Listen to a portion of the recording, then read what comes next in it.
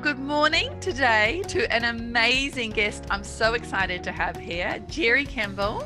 Jerri has been working in education for 38 plus years, all the way from kindergarten through to university. She's worked as a teacher, a principal, a superintendent. She's worked globally, and she's also the host of the Linked Up Breaking Boundaries podcast that you can find both as a podcast and on YouTube. Welcome, Jerri. I would love to hear more about yourself and your work in education. Oh, Lottie, it is so good to be here today. So I have been in education for a very long time, and one of my passions has always been global collaboration, finding out about people outside of my community. I was a social studies major, then I was a counselor. You can kind of see that my path in education went that way because I always want to know more about others and other people. I spent some time in China working in the schools, and most recently last year, right before the pandemic, I was in Africa, and I was able to work in some schools briefly, work in the village with some of the ladies, being there to support and learn from them, immerse myself in someone else's culture. And that's something I love so much about the podcast that you produce and host. You have this huge range of topics. You have everything from green screening, using TikTok in education, a culturally responsive curriculum. And you also have some real heavyweights in there, such as Jennifer Williams, who was talking about global collaboration. What are some of the big trends that you're seeing in education right now? I think the pandemic really shed light on things and helped us boil things down to what's really, really important. One of the trends that I'm seeing is that we realize that building students' human skills and their character and relationships is one of the most important things that we can help our students do. Through the pandemic, everyone was on technology. And because of that, we're beginning to see that we really need to be intentional about how we're using the technology for education, and that we're not just using it for technology's sake. Teachers, educators are really focusing in on what is important, and can technology help in that situation? And can it add value? If it doesn't add value, sometimes this little tool right here, the pen, is the best technology we have. I'm seeing educators really thinking very deeply about their intentionality with the technology that they're using. We would talk about global education, and many educators were like, oh, that's nice, but it's an add-on. It's not that important.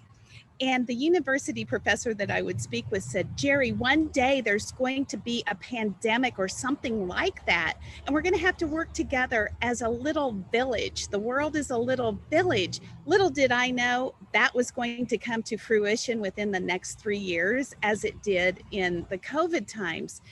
And the trend I'm seeing is that everyone is opening up. They're wanting to collaborate. We're wanting to hear from each other all over the world. I think we're understanding we are a global village, and what happens to you affects me. And so I'm seeing social media just exploding with teachers that are using their free time, getting on there saying, how can we work together? How can we start to get to know the other cultures? The third thing that I am really seeing is a true focus on digital equity. What does that look like? And the easiest part of digital equity is getting the devices out to folks. The second hardest part would be make sure they have Wi-Fi. But the third thing is to using technology with intentionality, making sure that we are giving all students voice and choice and opportunity.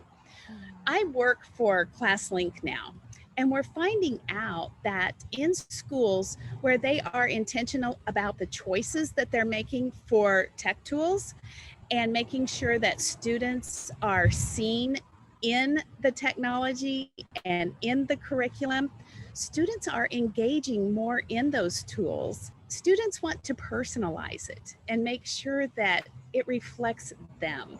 And so we're seeing that The tech companies that are personalizing it, kids are more engaged in it. And if kids can see themselves in that technology, just like the curriculum, they're going to be more engaged and get excited. As you've sort of said, Jerri, I was thinking about this idea of mass adoption of technology through COVID. This technology's been there. It's been there for a very long period of time. And I mean, I certainly at MEG, we've used video conferencing to provide language and culture lessons to schools across the world. And then suddenly in the pandemic, everybody's video conferencing for lessons. But I think this links into this idea of a sort of a global consciousness, a global awakening around how interconnected we are and how powerful these tools can be to build not only what sometimes get called soft skills, but essential skills for the future, human skills. Any thoughts on that? So I was a school counselor for several years, and I focused so much on character education. And one of my little mantras was character education's not one more thing on the plate, it is the plate. And now it's kind of moved to calling these human skills. It really is about that respect, responsibility, trustworthiness, knowing that students, when they are researching, they're finding trustworthy resources. Being responsible and putting yourself out into the global world in a very respectful way and being respectful of others. Things come and go, tools come and go, but really the basis is that we have good people. And if you look at every religion around the world, they all have these 6 character traits. And the 6 traits are trustworthiness, respect, responsibility, fairness, and citizenship. I believe it's so important because after everything's gone, take it all away. That's what matters at the end of the day, that we are good people and that we can care about others outside of ourselves. Now, Jerri, you talked about these big trends in education that you've noticed, and you've worked in education for quite a long period of time. What have you noticed around the change in trends? What are some of those changes you've noticed over time? When we went into the pandemic, they said, this was quite a puzzle to solve for us because now that we weren't face to face in front of our students, we had to think of new ways to engage students. I heard a superintendent, Kyle Berger, say that we've really gone through the 3 Ps. We had the pandemic, then we had the panic, and now it's time to think about the possibilities. Think about what is it that we're going to adapt. What are we going to adopt and what are we going to abandon as we move forward? And to really take some time now to think about what are those possibilities as we move forward in education. Because we can use technology as such a powerful tool. Teachers can videotape themselves with the lesson. Children can watch them at different places in different ways.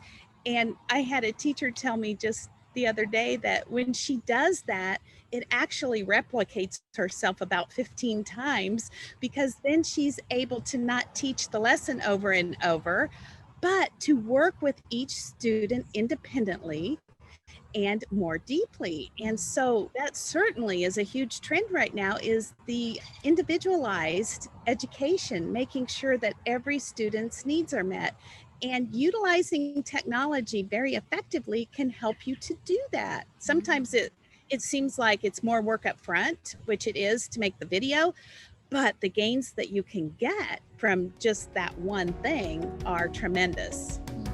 Jerri, thank you so much for your time today. It's always such a delight to talk to you. You are so passionate, so knowledgeable, and always so positive. I always enjoy our conversations. I do too. And I love this, that I can sit in a coffee shop and visit with someone in Australia about my favorite topic in the world, education. Thank you, Jerri. We'll see you soon. Very good. Thank you, Lottie.